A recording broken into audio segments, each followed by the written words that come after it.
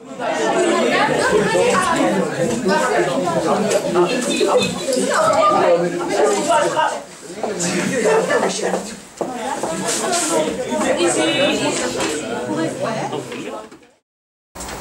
de la police judiciaire. Voici mon collègue Shaoul.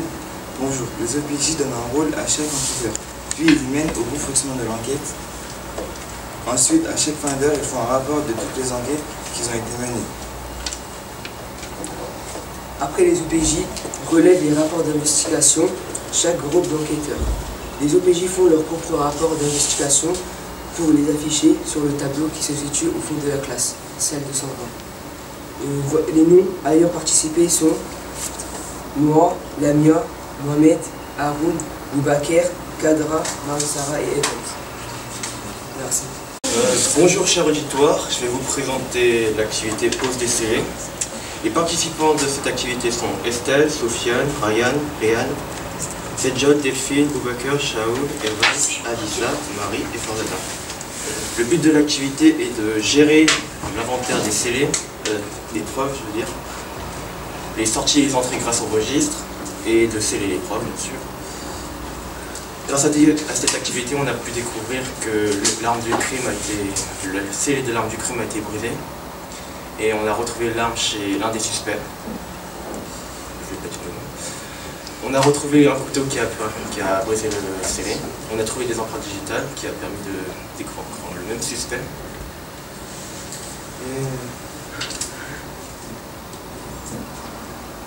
Oui, c'est fini. Traces papillaires. Bonjour, je vous présente la description de l'investigation des traces papillaires. Notre groupe est composé de M. Arkady, M. Evans, M. Mohamed et moi, Kadra. Notre rôle est de relever les empreintes sur la scène de crime afin d'avoir des preuves. Pour le relever ces empreintes, nous utilisons de la poudre noire ou blanche, un pinceau et du scotch. Les empreintes retrouvées et analysées sur la scène de crime sont sur le pistolet, sur l'appareil photo, sur le portefeuille, un verre cassé et enfin un couteau. Grâce à toutes ces empreintes retrouvées, on aura pu analyser alors les indices des suspects familiers, comme Madame Michon, M. Montanvert, Madame Laborie, Madame Cario et enfin Madame Beaufils. Nous avons pu constater que plusieurs indices correspondant à Madame Beaufils. Je vous laisse faire votre propre conclusion. Merci de votre compréhension. Au revoir. Bonjour, je suis Réa, voici Sedjod et Delphine. Bonjour, pour commencer, nous allons vous expliquer en quoi consiste notre rôle dans la scène du crime. Nous nous occupons de l'analyse dentaire, de l'analyse des cheveux, qui nous servira ensuite à identifier les suspects puis les tueurs. Les différentes personnes qui se sont occupées de ces analyses sont JC, Sana, Mohamed, Arkady, Lamia, Ryan, Marie, Adissa, Farzana, Shifa, David, Rémi, Sofiane, Michel, Sedjod et Moussa. Au début de l'enquête, nous sommes allés sur le lieu du crime et nous avons trouvé 4 cheveux différents. Ces 4 cheveux différents ont été comparés à ceux des familiers qui sont Madame Michon, M. Montanvert et Madame Laborie. Un des cheveux correspond à ceux de M. Montanvert. C'est normal car il a accès au laboratoire et a pu faire un jugement d'avant-propre à Mochi. Grâce à des mesures différentes, nous savons qu'il y avait 2 personnes dans le laboratoire au moment du crime. Nous avons identifié qu'un des cheveux appartient à Madame Belcolan, la victime. L'indice a été ouvert alors qu'on avait scellé et sur cet indice, nous avons trouvé un cheveu. C'est sûrement le tueur qui a ouvert cet indice et a laissé un cheveu. Pour finir, après avoir analysé ce cheveu, nous savons que le tueur a les cheveux d'au moins 1 million. Bonjour, on va vous parler de l'analyse du groupe sanguin. Bonjour, les élèves ayant participé à l'investigation sont moi, Sofiane, David, Osni, Estelle, Rayane, Shaoul et Evans. Pendant l'investigation, on a trouvé 2 types de sang. On a découpé un morceau de l'indice qui contenait le sang, puis on l'a mis dans un flacon avec de l'eau distillée et on l'a agité pour que le sang se mette en solution avec l'eau distillée. Après ça, le sang distillé a été versé dans une lame avec 3 puits. Puis, dans chacun des puits, on a versé une goutte de sérum d'anticorps différents, A, B et RH, et on a mélangé avec un cure-dent. Et enfin, on l'a mis sous le microscope et on a répété ces actions avec le 2e type de sang. Après ces analyses, on a découvert le sang de la victime qui est A- et le sang de l'agresseur qui est B+. Merci de votre écoute. Au revoir. Bonjour, nous avons fait le bilan de l'analyse morpho-anatomique du crâne. Donc il y a deux groupes de 4 personnes qui ont travaillé sur cette expertise. Dans le premier groupe, il y a Jean-Christophe Belindanga, Arkadine Amada, Mohamed Moussa, Sana Saïd. Dans le deuxième groupe, il y a Kadra Benra, Michel Yang, Rémi Wong et Osni Ismail. Bonjour. En analysant le crâne, on a su que le crâne de la victime était en bon état, que la victime a entre 24 et 25 ans et que le crâne de la victime est ovoïde, c'est-à-dire une forme ronde.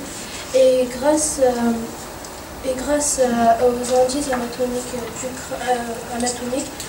on a su que c'est une femme car la crête était occipitale, l'arcade sourcilière était plus petite, le menton était plus pointu et la mastoïde non prononcée. Donc on conclut que la victime est une femme entre 24 et 25. Merci. Sur le groupe d'analyse dentaire, le groupe, il y a Arkadine, Evans, moi et Sana, on a travaillé sur l'analyse dentaire. Notre activité était de trouver la victime grâce aux analyses dentaires. On a regardé si elle avait des amalgames, des fausses dents et tout ça. Et grâce à tous ces indices, nous avons trouvé qui était la victime. La victime est Madame Belcolin, grâce aux dents qu'on a pu trouver et qui correspondaient à la dentition de Madame Belcolin. Bonjour, Lamia Bensi. Le titre de l'investigation est la géométrie. Les élèves qui ont participé à cette activité sont Lamia Bensi, Gaïstel, Ryan Bomanou, Shiba Bemare, Roxana Saïd, Aza Amran et Marie. Pour commencer, nous avons fait l'étude mathématique de la salle de crime, fait par un technicien BTS et 3 autres ASTDS. Et se sont déplacés vers le cadavre avec la ligne uniquement pour ne pas découvrir les indices de la scène de crime. Ensuite, ils ont mesuré les distances du cadavre aux impacts de balles et au positionnement de la victime. Ces démarches ont été réussies. Puis, avec les résultats trouvés, avec l'aide d'un professeur de mathématiques, du théorème de Thalès et un graphique, ils ont déterminé la distance qui sépare du tueur de la victime, tout comme pour trouver la taille du tueur qui est en utilisant la proportionnalité et le projet au pas. Pour finir, nous avons pu déterminer la distance séparant le tueur de la victime qui est de 5 mètres et la taille du tueur qui est de 1,77 m. Merci pour votre attention et pour votre écoute. Au revoir. Bonjour, nous sommes l'analyse chromatographique. Les participants sont moi, Haroun, Boubaker, Shaoul, puis Osni. L'enquête consiste à découper une partie de la lettre où il y a une tache d'encre. On doit mettre le morceau de lettre dans un récipient rempli à 0,5 mm environ. On attend que l'eau monte et l'encre se sépare en plusieurs couleurs. Cette méthode va nous aider à trouver avec quel stylo, marque, forme de l'encre le suspect a écrit la lettre. Après avoir analysé toutes les sortes d'encre que nous possédons, on peut identifier le stylo du tueur. Bonjour, je m'appelle Michel. Je vais vous présenter le titre de l'investigation sur la pathologie. Ceux qui ont participé sont moi-même. Donc, j'ai cherché les caractères de la victime en allant chercher sur des sites spécialisés dans le domaine. J'ai analysé l'écriture de la lettre qui a donné une écriture arrondie, plutôt appuyée, avec une signature simple, l'écriture qui va vers la droite. Donc j'ai conclu que la victime était ouverte, le suspect était ouvert sur le présent, avec une nature simple, qui a une personnalité, qui est prudente, affectuée et sociale. Merci. Bonjour, nous sommes les officiers de la police judiciaire. Moi je m'appelle Aïssa et voici mes 2 collègues qui sont donc Marie-Sara et Marie. Le type de l'activité a été une demande d'autorisation et prélèvement d'indices. Notre activité a consisté à écrire une lettre au procureur de la République pour prélever les échantillons suivants, comme les cheveux, la taille, la marque de leur stylo et leur groupe sanguin. Nous avons relevé les empreintes aux suspects suivants: Madame Beaufils, Madame Durussu et Madame Carrillo. Après avoir eu l'autorisation du procureur de la République, nous sommes directement allés voir nos suspects pour prélever les indices dont nous avons besoin pour approfondir nos recherches et trouver les tueurs. Mais on a eu l'idée que Madame Beaufils était le...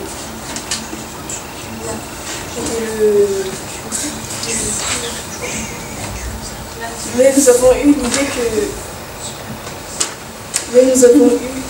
l'idée de qui ça pourrait être en analysant le suspect, et on a découvert que Madame Beaufils correspondait parfaitement au profil du tueur, car elle avait les cheveux marron clair, ondulés, même taille, environ 1m77, même arme sanguin B+, et le stylo styliste.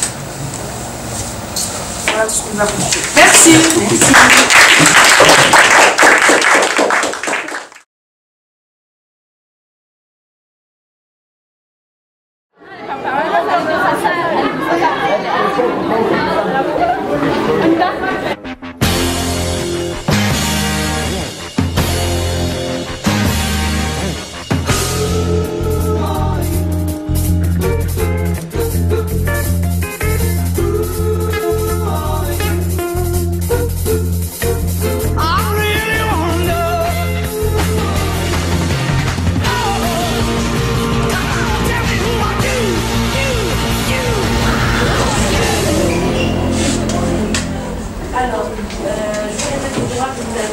Vous avez le droit de prévenir un proche, vous avez le droit d'être examiné par un médecin, vous avez le droit de venir avec un main.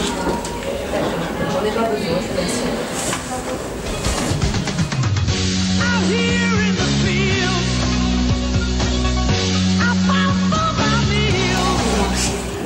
Et ça correspond à la BM du tueur.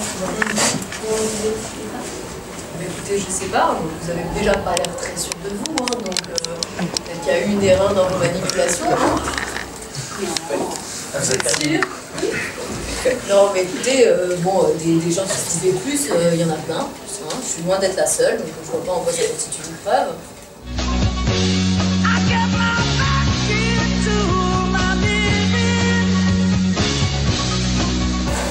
Comment ça se fait on a trouvé un cheveu dans la scène du crime?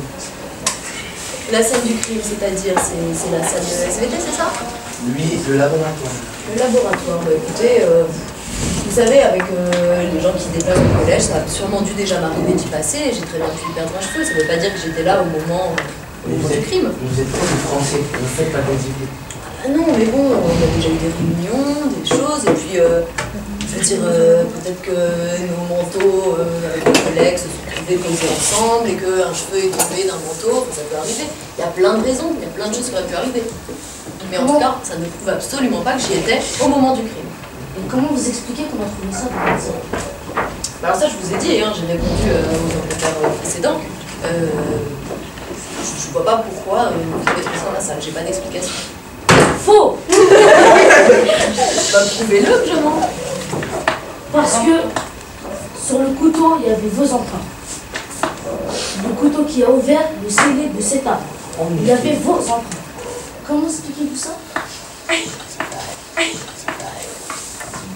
Dans le couteau, ça m'est déjà arrivé d'utiliser des couteaux. Avec ce couteau, vous avez ouvert le scellé de cette arme. C'est pas parce que j'ai touché un couteau, ça peut être un couteau de la cantine. J'ai arrivé des couteaux à la cantine. Quelqu'un a très bien pu prendre un couteau que j'avais touché pour ouvrir les scellés.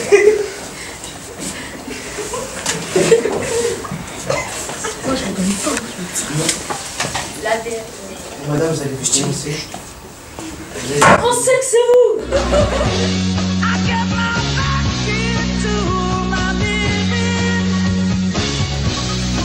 Je sais pas où ce couteau a été pris et qui l'a mis dans le laboratoire. Moi, en tout cas, je pense pas avoir touché de couteau dans le laboratoire. Vous voulez dire que vous avez touché des couteaux? Oui, tous touché des couteaux, hein, mais oui. Non, mais je vous assure que je comprends pas, je n'ai pas d'explication là-dessus.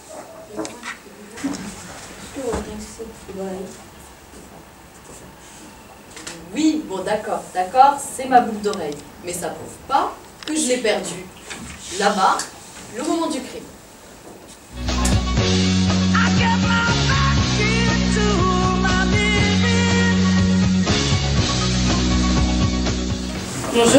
Bonjour. Affaire numéro 17.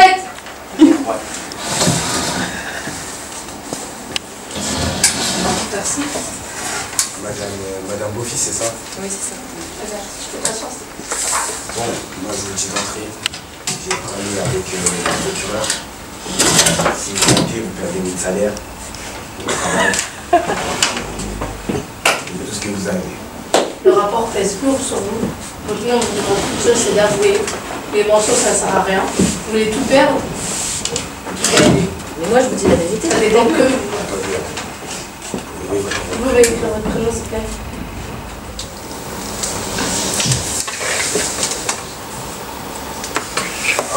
Tiens, c'est bizarre ça. Le suspect avait tué la victime avec la main gauche. C'est pareil, hein, je suis pas la seule gauchère ici. Interrogez les autres. Mais là, ça fait trop de temps sur vous. La couteau, là, le couteau, ça m'a arrêté là, avouez. Écoutez, ça m'énerve là. Vous commencé à avouer là. Il y a plein d'affaires là. Là, on veut pas perdre de temps, vous allez avouer. On rigole plus là. Vous tuez des suspects pour l'amour.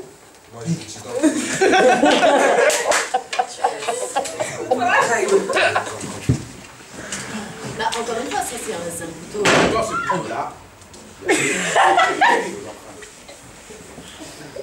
Écoutez, je me suis déjà expliqué avec vos collègues, je peux rien vous dire de plus. Vos collègues, policiers, gendarmes.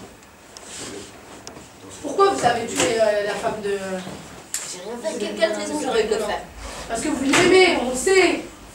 Non, c'est faux. Si vous l'aimez. Non, c'est complètement faux. Pourquoi vous l'avez tué? La peine. Ou pas?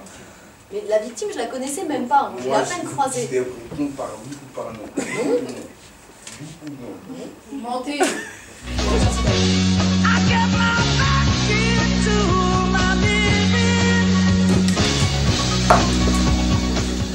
C'est pas vous. Moi, personnellement, je crois pas. Parce que là, une boucle derrière vous, vous dites que vous avez bien dans un laboratoire. On veut que c'est impossible comme... C'est drôle, parce que tous les indices correspondent à vous. Bah, soit vous les avez mal interprétés, soit c'est une machination, soit c'est un coup monté, c'est quelqu'un qui va essayer de me faire accuser. Bah écoutez, monsieur Belcolin, je le connais assez peu, alors on se croise en salle des professeurs de temps en temps, depuis 2 ans, mais voilà quoi, je ne connais pas si bien que ça. Les yeux brillent quand on parle de Belcolin. Non, mais alors, les yeux brillent parce que là, c'est une situation un peu angoissante. Voilà, de se faire interroger comme ça. Et je suis innocente, les faits parlent d'eux-mêmes.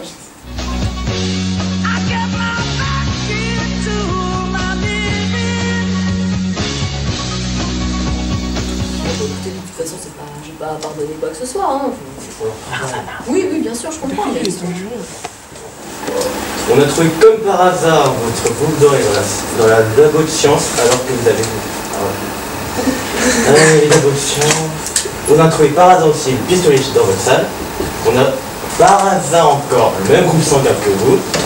Comme par hasard encore gauchère. Comme par hasard encore... Vous la connaissez la victime. Et comme par hasard... Madame Belcolin. Vous la connaissez vous? Je vous ai dit, j'ai fait que la croiser.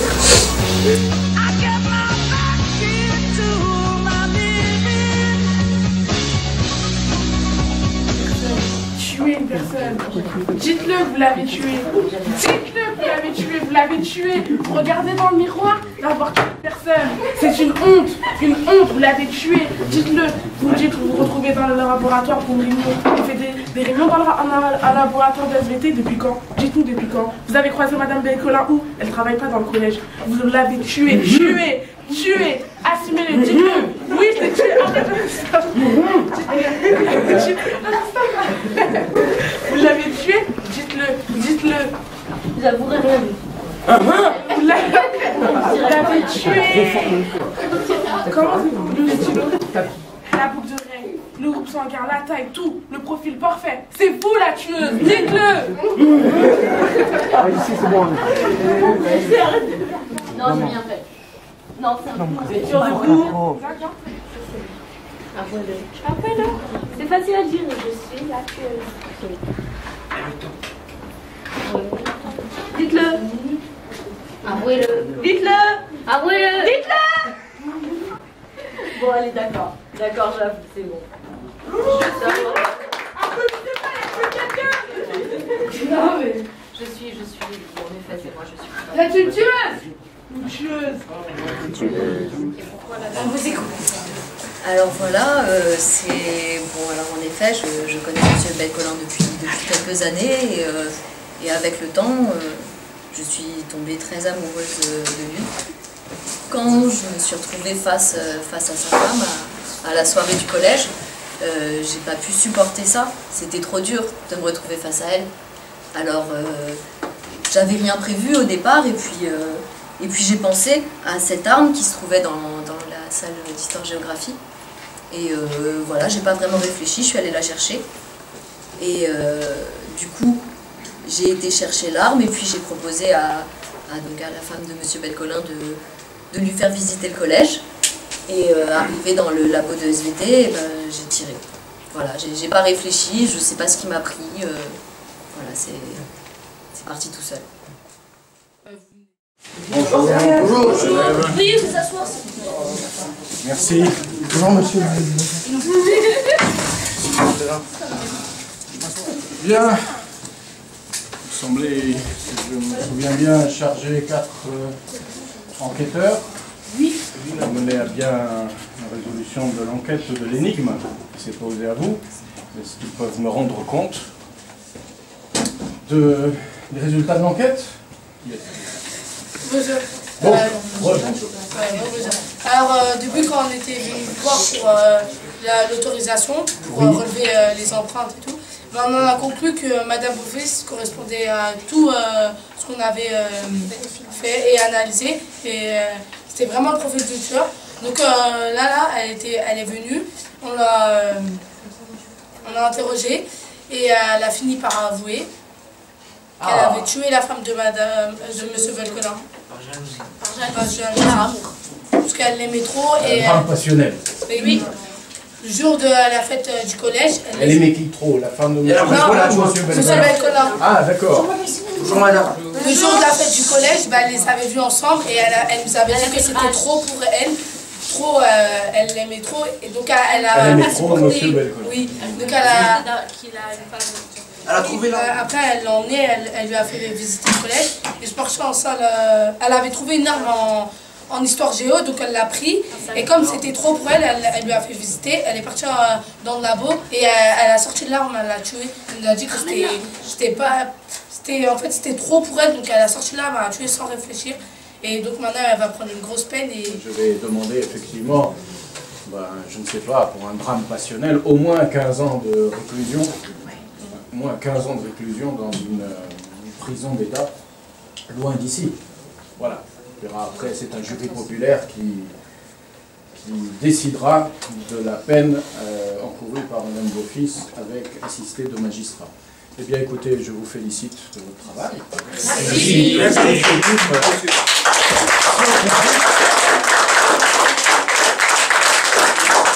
c'est moi qui vous applaudis. Et puis, d'enquêteur au corps, puisque vous avez réussi à faire avouer à Mme Beaufils l'horreur de son crime. Eh bien, écoutez, voilà, très bien, voilà une affaire qui se termine bien. Monsieur Légon, Madame Lamoigny, Monsieur Fleury, Monsieur Afchar, Grâce à votre aide, nous avons pu résoudre notre enquête et arrêter le tueur. Nous vous remercions de l'aide que vous avez apportée. Nous avons vécu une super expérience. merci.